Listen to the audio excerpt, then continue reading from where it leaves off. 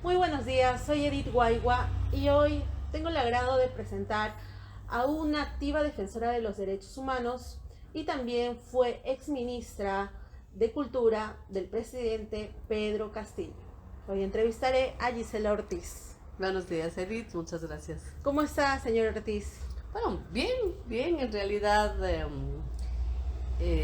observando, evaluando toda la situación política también nacional, el tipo de gobierno que se ha instaurado tras el intento de golpe de Pedro Castillo, bastante autoritario, con tendencia de derecha y lo más grave, pues que con los crímenes que se han cometido, ¿no? Y las violaciones de derechos humanos, ¿no? Y eso realmente no solamente duele, porque hay personas que han sido asesinadas y familias que están sufriendo, sino que también indigna, ¿no? Que las cosas sigan como si nada hubiera pasado, ¿no? Entonces, ahí evaluando, ¿no? Qué cosa es lo que va a pasar, qué es lo que nos correspondería hacer como ciudadanos y ciudadanas, ¿no? Respecto a ello, señor Ortiz, ya que me está mencionando, usted también está apoyando ahora a esas familias que, bueno, han perdido, ¿no? Y ahora, no sé, prácticamente no se hace nada, ¿no? Al Bueno, respecto. he conocido a algunos de los dirigentes de los familiares, especialmente de Puno, con quienes hemos conversado y por supuesto no solamente hemos expresado nuestra solidaridad, sino también toda la voluntad de apoyarlos, de alguna manera dar soporte emocional, ¿no? Que es lo que se necesita en estos momentos, reconociendo además que la lucha para alcanzar justicia siempre es una lucha larga, siempre es una lucha desigual, porque es todo el aparato del Estado al cual hay que enfrentar y que termina desgastando, ¿no? Además que te toma muchísimos años. En el caso Cantuta, del cual yo soy familiar, tenemos 30 años y en realidad no hemos terminado con los procesos judiciales, no hemos terminado con los procesos de reparación y es una lucha constante, ¿no? Entonces es una situación bastante difícil que le toca enfrentar a la familia, ¿no? Ya que he mencionado a la Cantuta, eh, recordemos ese 7 de abril, ¿no? Que fue sentenciado Alberto Fujimori a 25 años. Yo recuerdo que al lado estaba Raida Cóndor, si no me equivoco, a la izquierda de usted. Eh, ¿Qué sensación le produjo al escuchar la sentencia? Yo creo que de satisfacción, ¿no? Porque, como ya te dije, es una lucha que emprendemos los familiares. En el caso Cantut hemos sido nosotros los que hemos insistido, no solamente para que se individualicen las responsabilidades, sino también para que se investigue y se sancione. Y en el caso de la sentencia de Fujimori, realmente fue una lucha bastante dura, porque hay que recordar que Fujimori huye a Japón, y en Japón era imposible extraditarlo, ¿no? Entonces, para nosotros realmente fue bastante difícil el estar constantemente haciendo acciones frente a la Embajada de Japón aquí en Perú, o yendo a Japón para insistir en este tema del derecho a la justicia. Y en ese sentido, el que un tribunal de justicia reconozca que se han cometido violaciones a los derechos humanos, reconozca que hay un derecho de los familiares a la justicia, realmente nos da satisfacción.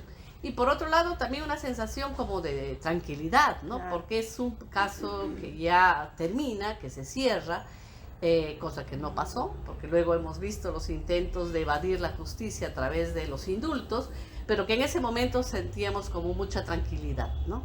Claro, y ya hoy 25, bueno, 2023, ¿no? ¿Usted cree que ya Vladimiro Montesinos también está preso, ¿no? Alberto Fujimori está preso, está purgando pena.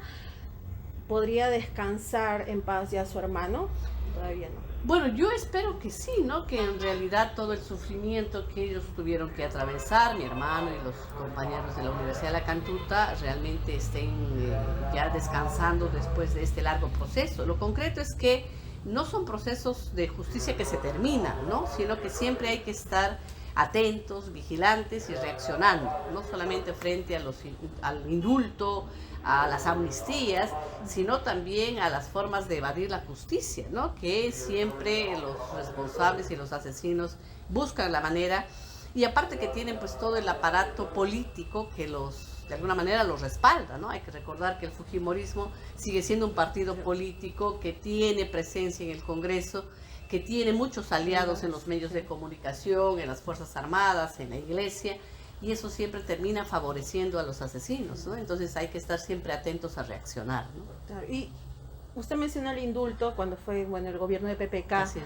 ¿Qué sintió en ese momento? Porque, ¿no? Bueno, en primer lugar, el indulto que le regaló Pedro Pablo Kuczynski a Fujimori se dio la noche de Navidad, ¿no? Y entonces hay que ser bastante crueles para malograr una fiesta cristiana, católica, que además significa unión familiar, ¿no? Todos estamos esperando reunirnos en familia para celebrar el nacimiento del Hijo de Dios.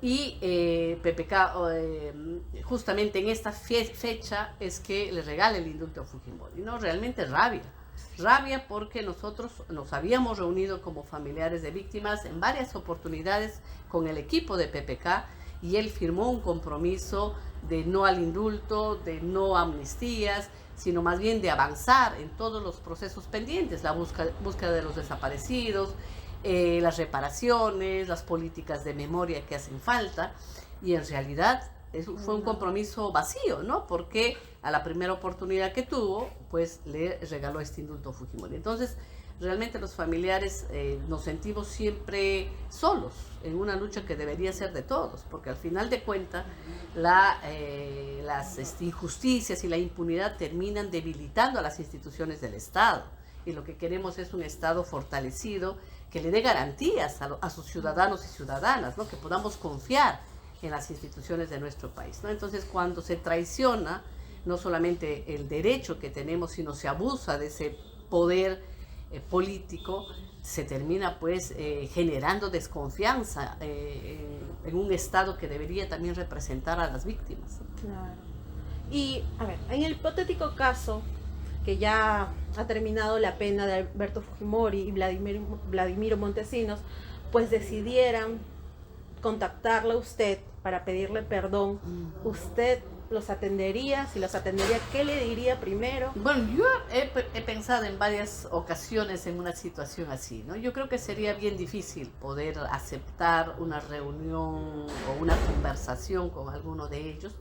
Primero porque el daño que se nos causó a nuestra familia no solamente fue con la desaparición y el asesinato de mi hermano, sino que es un daño permanente, porque siempre el fujimorismo utiliza al terruqueo como una forma de descalificarnos en nuestras exigencias de verdad y de justicia. Entonces no es solamente un hecho concreto, sino son hechos constantes que terminan realmente dañándonos, ¿no? Que no solamente nos hieren, sino que también intentan atropellar el derecho a la dignidad que tenemos como familia, ¿no? El hecho de que se señale a nuestros familiares como terroristas cuando ya las investigaciones judiciales han determinado que no tienen ninguna responsabilidad, o que nosotros como familiares seamos terroristas, ¿no? Entonces yo creo que es bien difícil de pensar que hay un arrepentimiento sincero cuando las actitudes demuestran lo contrario, ¿no? Yéndonos un poquito ya a la actualidad, usted que ha sido ministra de la Cultura, ¿no?, de Pedro Castillo, pues, ¿usted cree que ha sido un error haber aceptado el cargo? No, yo creo que en su momento fue una decisión también que yo la pensé bastante, pero sí quería yo demostrar que los familiares no solamente somos las personas que siempre estamos quejándonos de algo, que es como nos encasilla, nos estigmatiza, ¿no? Sino que somos personas profesionales, porque también hemos estudiado, hemos ido a la universidad, y que tenemos capacidades también para gerenciar o para administrar. Y yo creo que en el Ministerio de Cultura, más allá del poco tiempo que yo estuve, en realidad demostramos mucha eficiencia en la gestión, ¿no? También en ejecución presupuestal, por supuesto, y demostramos que tenemos capacidad también de aportar a nuestro país desde, si quieres, la gerencia pública, ¿no? Más allá de esta lucha constante contra la impunidad. Y en realidad yo en ningún momento me he involucrado en temas de corrupción, no lo haría jamás, no solamente por la formación que tengo, por el respeto a mi familia, y las dudas, las acusaciones que en su momento se dieron, yo abiertamente las pregunté varias veces al presidente Pedro Castillo, y en todo caso nos fuimos cuando él pensó que ya no tenía confianza en nosotros, ¿no? Porque salimos justamente con la ex premier Mirta Vázquez, ¿no? Entonces creo que fue una oportunidad de servir al país de una manera distinta, ¿no? Más allá de los cuestionamientos que puedan haber al gobierno de Pedro Castillo, ¿no? ¿Y usted tenía o mantiene quizás una relación amical con el expresidente? Bueno, en realidad, después que salimos del gobierno, nosotros como familiares nos reunimos con él cuando el Tribunal Constitucional el año pasado intentó darle otro indulto a Fujimori, más o menos en el mes de marzo, abril, o creo que fue más adelante, pero fuimos a conversar con el presidente porque la respuesta ante el sistema interamericano es una respuesta de gobierno.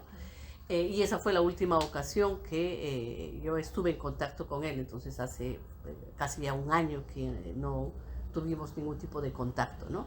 Entonces, bueno, yo de mi parte no tengo ningún tipo de resentimiento, de alguna razón, ¿no? Pero las circunstancias fueron también difíciles, ¿no? Él ahora está detenido, asumiendo una responsabilidad, por supuesto, política de las decisiones que tomó en diciembre del año pasado, y no ha habido ocasión ya para conversar, ¿no?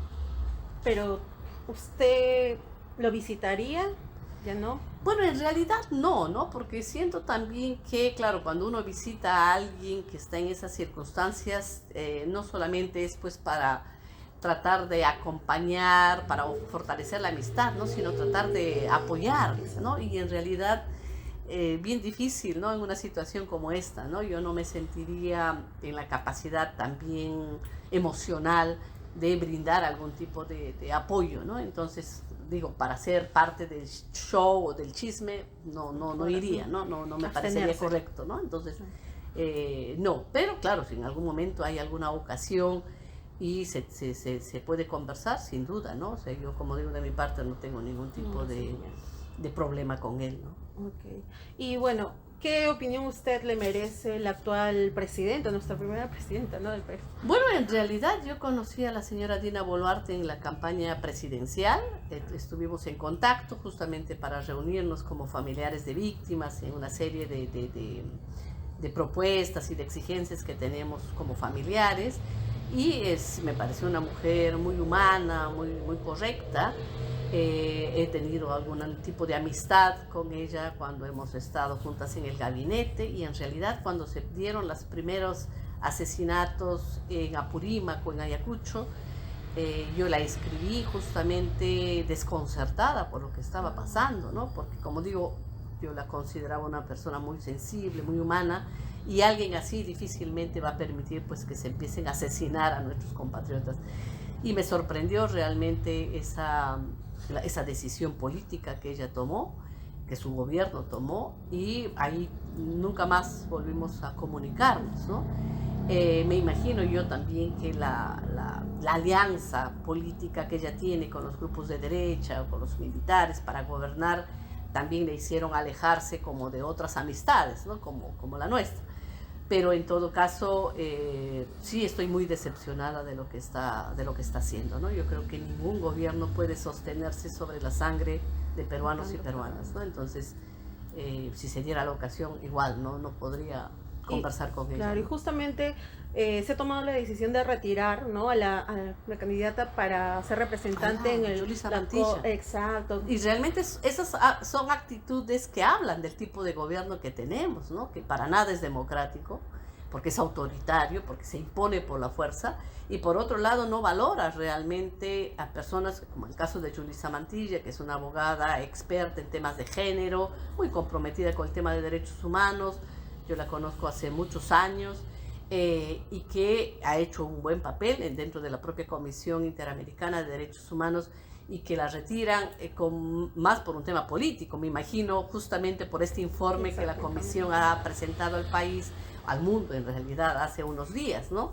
Y eso sí me parece injusto, ¿no? Y ese tipo de decisiones políticas, de poner personas cuestionadas, el propio ministro de Justicia, ¿no? Que es alguien que ha tenido mucha vinculación con los cuellos blancos, que es esta mafia dentro del Poder Judicial de jueces que favorecieron por dinero y a una serie de delincuentes, ¿no? Entonces esas son realmente cosas que nos hacen cuestionar el tipo de gobierno que tenemos ahora, ¿no? Y justamente hoy día, leyendo el diario Hildebrand, salió, bueno, unos papeles, unos documentos respecto a que, bueno, Dina Boluarte dice por una parte que respalda, ¿no? a las Fuerzas Armadas, a la policía, pero hoy sale diciendo de que, bueno, solamente en papel, claro está, no el documento, envió a la Corte Interamericana de Derechos Humanos, que prácticamente se lava las Así manos, es. ¿no? Bueno, yo creo que el gobierno realmente ahorita está en una situación bien difícil,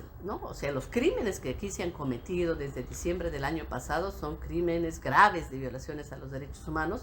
La comisión lo ha calificado de masacres y eso realmente es una acusación grave que no van a librarse fácilmente. Es decir, pueden quedarse en el gobierno hasta el 2026, pero una vez que termine el gobierno van a tener que responder ante la justicia. Y si aquí el Ministerio Público, que está muy en alianza con el gobierno, no hace nada, pues el sistema interamericano va a actuar.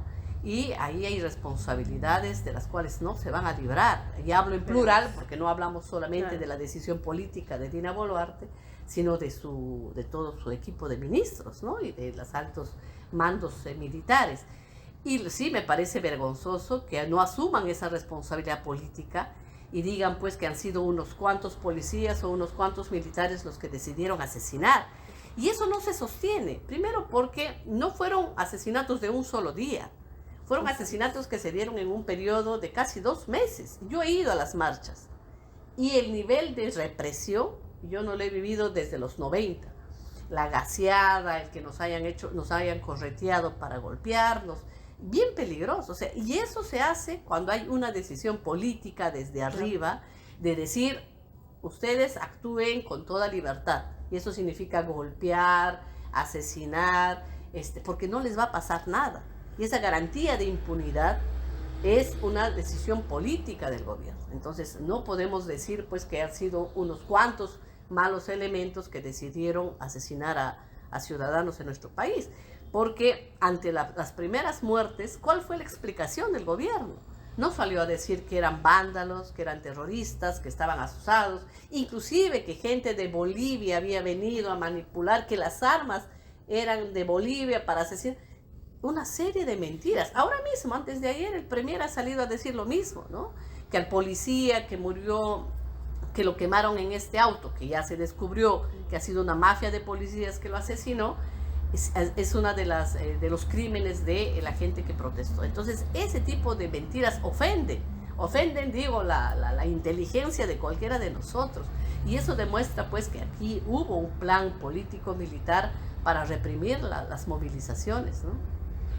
¿Qué opinión tiene de, bueno, una encuesta se ha realizado en Perú 21, bueno, no lo ha sacado, pero no sé si está enterada de ello, pero se hizo respecto a una simulación de una candidatura presidencial con los mismos candidatos anteriores, ¿no? Y que en primera vuelta también con 16% gana Pedro Castillo, en primera vuelta, y segunda vuelta Keiko con Pedro Castillo también vuelve a ganar en segunda vuelta. Bueno, yo espero que en realidad el fujimorismo nunca más sea gobierno en nuestro país, ¿no? Yo no puedo olvidar los graves delitos que se cometieron, no solamente en violación a los derechos humanos, sino también en corrupción. Entonces yo espero que el fujimorismo nunca más sea gobierno. Ahora es parte del gobierno, es decir, claramente Dina Boluarte gobierna con el fujimorismo y con varios partidos de derecha, pero digo que nunca más salga elegido por nosotros, por los peruanos que tenemos memoria. Pero por otro lado, yo creo que la reacción de dar un voto a Pedro Castillo después de todo esto, de estos meses, de lo que ha ocurrido, de lo que hemos visto, creo que tiene más que ver con esta sensación que tienen muchos ciudadanos de que lo robaron su voto. Es decir, que yo fui a elegir un presidente, al final se eligió por Pedro Castillo, y que fue un voto que a los sectores que siempre toman decisiones en nuestro país no le importó. Y terminaron robándote tu voto para poner un gobierno de derecha. Y creo que es una respuesta de resentimiento, de rabia, de frustración, de sentir pues que no todos valemos lo mismo en este país, ¿no? Que hay personas que siempre deciden, que siempre gobiernan, porque los mismos están en todas las instituciones, son los mismos de hace 30 años, eso no cambia. Durante el gobierno de Pedro Castillo también estaban ellos, solo que no les gustaba el presidente, pero los mismos funcionarios públicos siguen siendo de hace 30 años, que dan como vueltas ahí nomás, pero son los mismos que al final deciden qué se hace en este país. Y quienes eligen algo distinto, pues simplemente son terruqueados, son estigmatizados porque hay que también reconocer que en nuestro país hay mucho racismo. Sí, querramos o no, hay esta expresión de que el cholo no vale, de que el cholo no sabe pensar, y eso es esta respuesta política, ¿no? Es decir, yo creo que si las elecciones fuesen, como lo ha reflejado esta encuesta, fuesen este año, fuesen mañana, la gente va a darle nuevamente una respuesta política a un sistema que no quiere cambiar, ¿no? Y que al final termina generando brechas mucho más grandes entre peruanos, ¿no? Gente que es muy rica, gente que cada vez es más pobre, ¿no? Y que al final de cuentas ni siquiera es considerado ciudadano o ciudadana en este país, ¿no? Recordemos que también el ministro de Educación hizo un comentario indignante respecto a las madres que estaban cargando a sus hijos en las espaldas, y que no tuvo nunca una sanción del gobierno. Es decir, sale un ministro a decir, no solamente lo dijo respecto a la forma racista como se expresó de estas madres, sino también frente al propio sistema interamericano, ¿no? Que claro, ya estaba preparando este informe y que todos sabíamos más o menos qué es lo que iba a decir, y no hubo una sanción política desde el gobierno, es decir, nadie lo sacó por eso. Entonces, yo sí creo pues que hay aquí alianzas que están muy fuertes para gobernar y hacer lo que les da la gana, ¿no? Entonces eso termina arrinconándonos también como ciudadanos. Gran parte de que estas movilizaciones que se dieron a inicios del año no hayan tenido como un resultado concreto político tiene que ver con esa forma de sembrar miedo. Y cuando empiezas a asesinar, empiezas a agredir a los otros, cuando se movilizan, es un miedo que te termina paralizando, ¿no? Y sí creo yo que una forma de responder a eso va a ser en las elecciones nacionales. Tal vez por eso el miedo de no convocar elecciones, porque al final de cuentas muchos de quienes ahora están en el poder terminarían perdiendo realmente el espacio que tienen, ¿no? ¿Alguna opinión sobre nuestro actual alcalde de Lima? Bueno, yo jamás votaría por una persona como él, ¿no? No solamente porque es una persona que es malcriada, sí, es muy ofensivo, quiere imponer lo que él cree. Yo soy una persona católica, mi familia es católica de siempre, pero jamás pretenderíamos que somos por eso superiores a nadie. Simplemente saber respetar y saber entender que somos un país diverso y que tenemos diversas maneras de entender la cultura, la religión y de expresarnos, ¿no? Realmente Lima ha demostrado cada vez que elige a alguien pues que es una región muy conservadora, que siempre va a estar respaldando estos partidos más de derecha, y bueno, que en realidad todo lo que ofreció, que eran cosas difíciles de implementar, que nos estamos dando cuenta ahora que no lo está haciendo, terminan al final de cuentas poniéndonos en riesgo a todos y a todas, ¿no? Tenemos una ciudad cada vez más hostil, con mucha delincuencia, casi de forma incontrolable, aquí mismo, en la avenida, ¿no? Que paran asaltando, inclusive con armas de fuego, cosa que uno no veía hace muchos años. Y eso sí creo que nos debería preocupar, ¿no? Y tal vez hacernos pensar, ¿no? ¿Qué tipo de autoridades debemos elegir, ¿no? Justamente también quiere tomar cargo de la educación de Lima, ¿no? Bueno, eso sí que era parte de la alianza con el gobierno y con el anterior ministro de Educación, ¿no? Que ojalá no se dé, porque imagínate tú de la manera como él piensa y cómo intentaría esa forma de pensar y de entender el mundo implementar a través de la educación, cuando todos queremos formar ciudadanos, ciudadanas que sean no solamente críticos, ¿no? Sino que realmente nos ayuden a pensar en un país distinto, ¿no? En un país donde nos respetemos todas y todos, ¿no? Y yéndonos algunos años atrás, ¿qué concepto tiene del profesor Wilfredo Risco? Mira, yo conocí al señor Risco, digo señor porque ahora ya estamos viejos, pero en ese entonces solamente lo conocíamos como Risco, y en la universidad. Él era alumno interno de la universidad, de una promoción muy anterior a la mía, creo del año 86, y él era enamorado de una chica que era del internado de mujeres, y en realidad teníamos amistad propia de compartir espacios de la universidad. En algunas de sus formas de pensar él era bastante duro, ¿no? pero nunca he tenido una mala opinión de él, ¿no? O sea, hemos conversado, hemos compartido.